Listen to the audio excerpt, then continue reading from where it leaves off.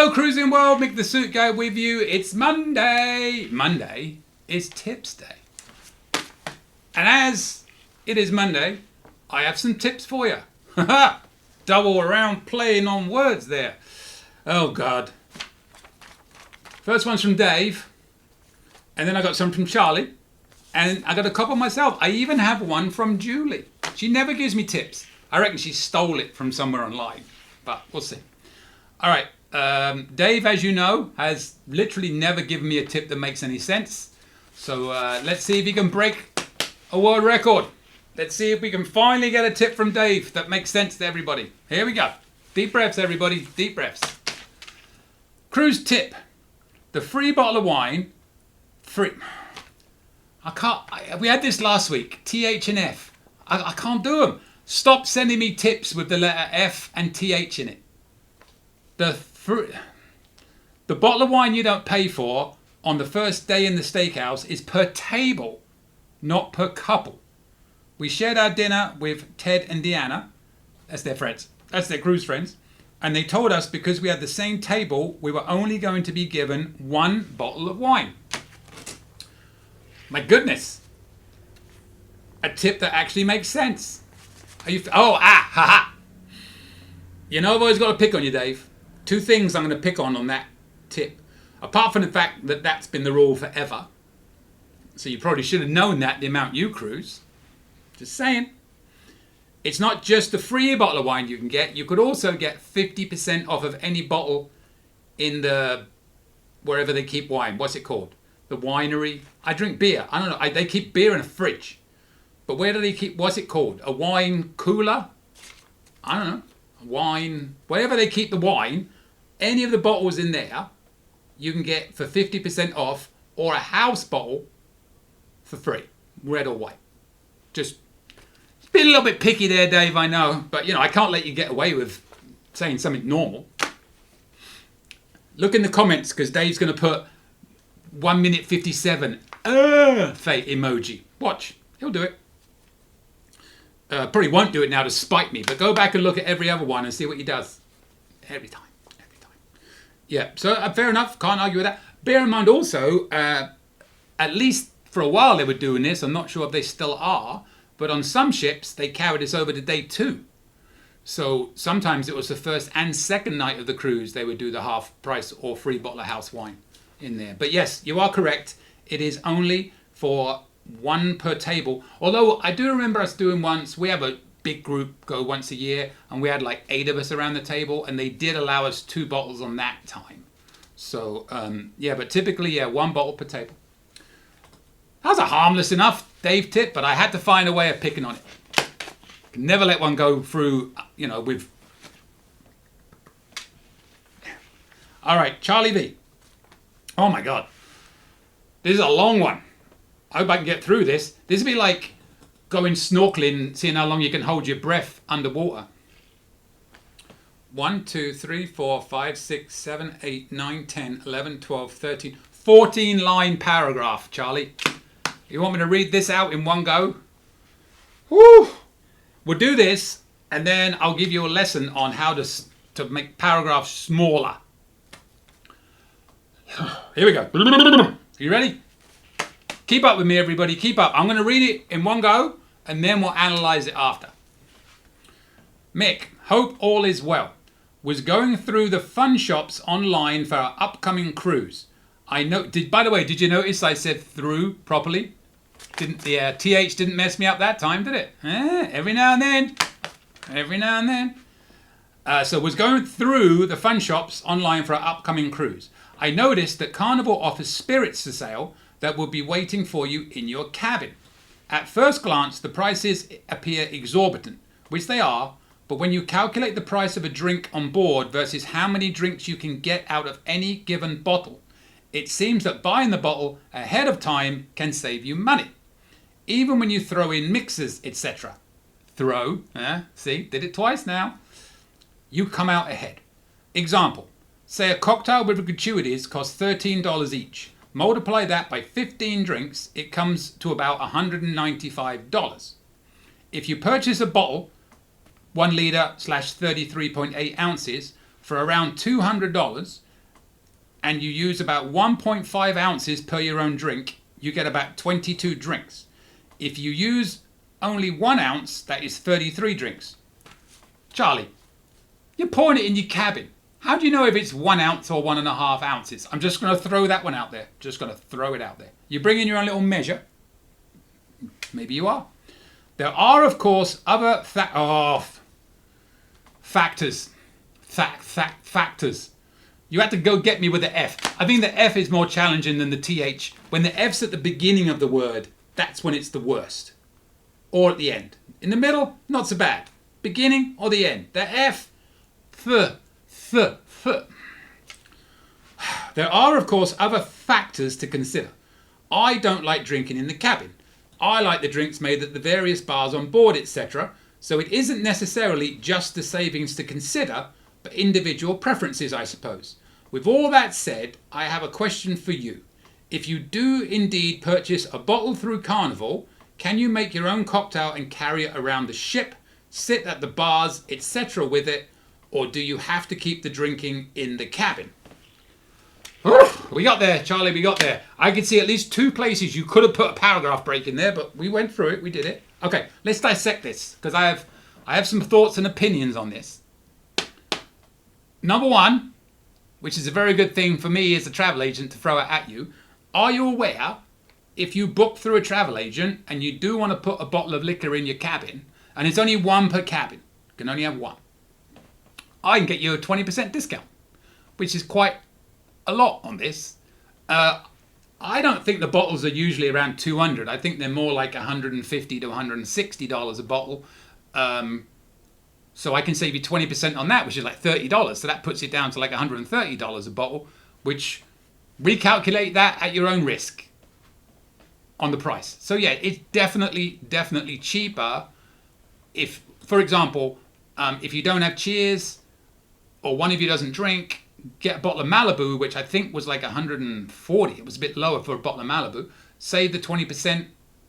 Now you're looking at around about $120, $112 or whatever. And you're going to get a decent, definitely cheaper than buying it at the bar, right?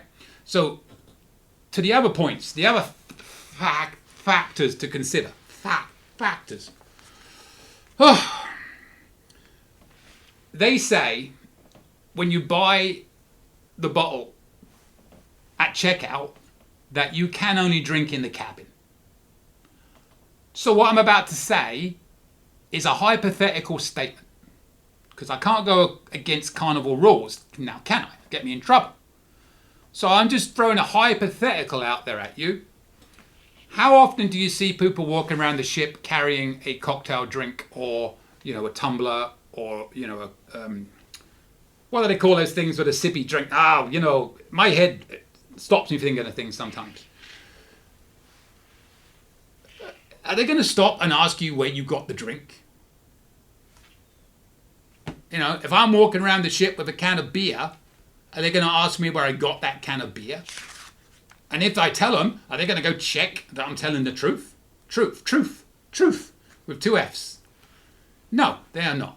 So while you are not allowed to walk around the ship with the bottle, that's for sure, make the drink in your cabin, walk around the ship wherever you want with it.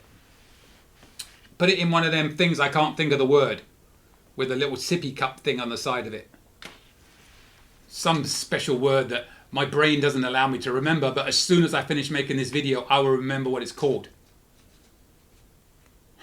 And it's screaming at me right now, and you're all screaming at me watching this video, saying, oh, it's this, it's called this, it's called this, and I've got like 10 of them in my thing out there, But you know exactly what I'm talking about. They sell them in Red Frog too. You get a Red Frog one, pour it in there. Oh, they poured it in here from the Red Frog. No, I'm not going to check. As far as mixers go, remember, if you say it's Malibu, I don't think they say pineapple juice on board if you want a Malibu and pineapple. Now, you can bring some cans of pineapple juice on board, I'm sure, because then cans, not bowls, cans, use them.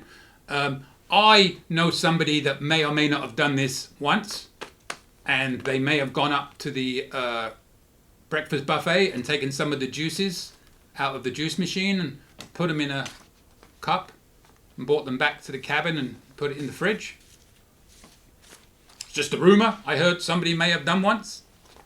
I don't know who that was, but I've heard it, you know, was a possibility that they did that. So, yeah. And if you want a glass, the same person that I heard a rumour about went and got a proper drink and got the glass and may have walked away and taken it back to the room to use for the rest of the week. Just a rumour I heard that they may have done. I don't know. Can't remember what the person's name was now. It was a rumour. That's all it was, just a rumour. So no, you don't have to. You'd have to get the bottle in the cabin. You're supposed to drink only in the cabin. No one's going to know if you don't. It's kind of like, you know, when you get off the ship and they announce that you cannot leave the ship until your muster station is called if you're self-assist, right? The only reason they're doing that is they hope that most people actually pay attention and listen. If they call muster station A and you're muster station F and you get off with muster station A, they're not going to stop you. They're just hoping that most people pay attention and listen to the rules and don't get off at that point. It's the same thing. They say this stuff knowing no one's going to listen, but hoping that some do and covering themselves. You know? So yeah, a very long-winded answer. Well, that wasn't really that long-winded, was it? Because there was a lot of questions you had in there for me to answer. But I think the $200 bottle is maybe like the Dom Patron or something. I think a couple of those are up there, but most of the bottles are not that much, I don't think. But definitely cheaper. Definitely if you book for a travel agent, they can save you 20% on those bottles. Not on cans of beer and not on waters, but on bottles of liquor, yes. At least for now, until Carnival in their infinite wisdom decides to stop it. Because I did it for somebody last month. Not going to say who. And that person wanted 2 bottles. And it's very possible that they had friends that booked with me as well. So I booked one for their friends to be delivered to their cabin. Hypothetical situations. And then they went to their cabin, paid them, and took it back to their cabin. So they now had 2 bottles for the week. Not saying if I did that or not. I'm just saying it was a hypothetical situation that may or may not have happened. So there you go, Charlie. Hope that helps answer your question. And if you don't have a travel agent and you want to save on that, I know somebody that can do it for you, hypothetically, and save you 20%. Next! At guest services, you can pick up Carnival envelopes, which are perfect for giving tips to your steward, waitstaff, favourite bartenders, etc. You can personalise the envelope, name, happy face, salutation. That's a big word for you, Charlie. Salutation, etc. It is a bit more discreet than just handing someone a wad of cash. Makes it more personal and less generic and shows you know their names and genuinely appreciate them and their hard work. Anyway, really enjoy all your videos. Thanks, Charlie V. I had to add that last line before I answered this one because that was a rather nice line, wasn't it, from Charlie? So yes, absolutely, you can go and get those envelopes. Back in the day, they used to give them to you because they reckon you were going to tip the maitre d'. Why would you tip the maitre d'? Tip the crew. They already make a salary of enough money. Don't tip them on all that money. Everybody in the dining room putting money in the envelope for a maitre d'. What do? Not as much as the staff. Tip the staff extra. But yeah, I mean, absolutely, you can put it in envelopes. We don't do an envelope. And I don't think it makes it less personal to give them cash. Because, that's just my opinion, we do actually like to give them the cash. Because we usually tip quite generously. And I know their names, or I wouldn't be giving them a tip. How do I word this without sounding obnoxious or rude or whatever? But yeah, I like to see their faces when I give them a nice tip. And if I give them an envelope, chances are they won't open that envelope in front of me. They'll be polite. So I kind of want them to know that I gave them a really nice tip. Is that selfish? Is that mean? Maybe it is. Yeah, I'm absolutely... I see both sides. I totally see Charlie's side on that. It's great, give them an envelope, got their name on it, and put a note and stuff. But I can also verbalize a note to them as I give it to them and say how great a job they did. And somehow I feel like people like that verbiage out here rather than out of here. I don't know. I don't think one's right and one's wrong. I think they're both great, as long as you tip. And like, you know, a caveat that I always give with the bartenders, make sure you're aware, and because you don't watch all these videos and somebody may not have seen the videos I've mentioned this in, when you get your drinks and you sign for it, there's a tip already built in. Even if you have the cheers, it already shows. That goes into a group pool for everybody. But underneath where it says additional gratuity, just so you know, if you do write an additional gratuity on there, that goes directly to the person that served you, not into a pool. Right? So if you ever notice them at the bar, you'll see them a lot of times. Somebody's going to come along and grab all the tickets, and they'll have 2 buckets, and they're going to go through them, put one in here, one in there, one in here, one in there. They're separating the ones that got the extra tip to make sure that they get input into the system. So, and also if you do put a tip on that, even if it's only $1 or $2, make sure they get it. You know, if it's a windy day and they're blowing around all over the place, they're going to lose that in the wind, and they're not going to know you put the extra tip on there. You know, dollars add up. So, you know, that's why they have those 2 if you ever see that. Little insidey scoops from me. But yeah, I mean, perfectly fine tip, Charlie. I don't think I would do it, but I can see why others would, and I can see why you do as well. And I hope I didn't sound selfish when I said I want to see their face when I give them a tip. They're like, I want to be loved. It's not like that. I just like to share in people's enjoyment. And if you're happy, I'm happy. I'd rather make you happy than myself happy. By making you happy, it makes me happier. So I want to see that make me feel good. Anyways, all right. So I got 2 more here. I got one from me and one from Julie. I'll give you Julie's first because it's quick, and mine's maybe not so quick. Julie says, buy cheap shower caps and use them as shoe covers, so it stops the dirt from the bottom of your shoe getting onto any clothes or whatever you put them back in your case. Simple, right? Yeah. I'm very suspicious as to where Julie got that tip from. I'm pretty confident she got it off the internet. I can basically say whatever I want because I can guarantee you she is not going to watch this video because she never watches my videos. How about that for a supporting wife? Never watches the videos. Her excuse is, I hear you making them. Wow, she's not here right now. She's in San Diego. She's not going to watch it. I need to keep this on my tip. Anyway, that's Julie's tip. Mine, and it's kind of like a little bit to this. So we're talking about which side of the ship do you want your cabin on? And I would love people's input on this because I've got my reasoning why I think one side of the ship will be better than the other. Other people say certain things that don't make sense to me, so correct me, help me out, help me understand. What I'm saying is, some people say, I want to be on this side of the ship so I see more scenery or scenic views. Okay, so if you're doing a tour around an island, like say the British Isles, right? Imagine this is the British Isles, and we got Scotland, England, Wales, and then over here we got Ireland. So there's the channel, there's a not the channel, but there's the sea between the 2. If you're doing a cruise and you're going out this way and all around and back down again, right? Then I could see that the port side would be a better side to get. And if it's going this way, all around the island and back down again, then I could see that the starboard side would be better to get because you're looking at the view a lot more, right? So that's one time I could see that making sense. If you're doing a Caribbean cruise, you're typically going out and then back. So one way has got the starboard side seeing the views, and on the way back, the port side seeing all the views. So I've never really understood that argument, but if somebody would like to explain that to me, please do so in the comments or email me and tell me I'm an idiot and I don't really know what I'm talking about. But I will give you my reasoning why I think possibly starboard side and port side have a difference, and it's all to do with smoking.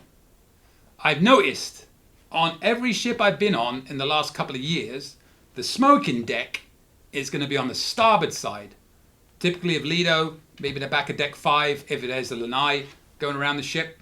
So if you have a balcony on the starboard side, there's a pretty good possibility you'll be able to smell cigarette smoke at some point. Ocean views, interiors don't matter, only if you have a balcony. Whereas on the port side, no smoke. Clean air.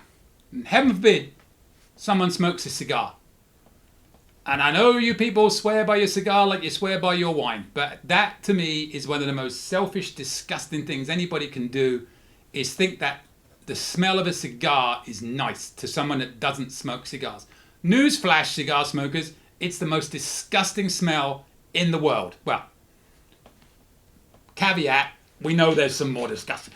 One of the most disgusting smells, and it sticks on your clothes, and you can't, ugh. But cigar smokers, very selfish, don't care. Put it in the comments, argue me. You don't care. You don't think of other people around you when you're smoking a cigar. You think everybody likes it just because you do. Yeah. You don't go hide in the corner and breathe the other way, do you? No, you right in my face. So I, for that reasoning, would probably prefer port to starboard. I always said, if I got to be president of the country, I would ban 2 things.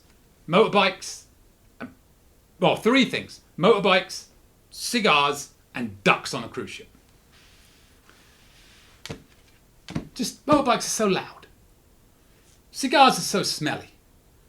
And ducks are just annoying. Can I count on your vote? Smiley face. Anyway, so yeah, and even another tip while we're at this, if you're in the Excel class and you're in the Havana area, which is pretty much just on deck 8, I think it is just on deck 8, whereas in the Vista class it goes up all the decks, but they got the tiny pool at the back and the bar, but this is at the front of the ship, whereas on the Vista class it's at the back. But at the very front, as you can walk around the whole thing, and in the very front they have the nicer Havana cabins, like the extended balcony ones. The suites typically are up there, and then on the side they have the Havana cabanas, maybe a suite or 2 mixed in with there, but most of the nice cabins are at the very front. But beyond that, there's a dip down to deck 7 where it's open, and that's where the crew deck is.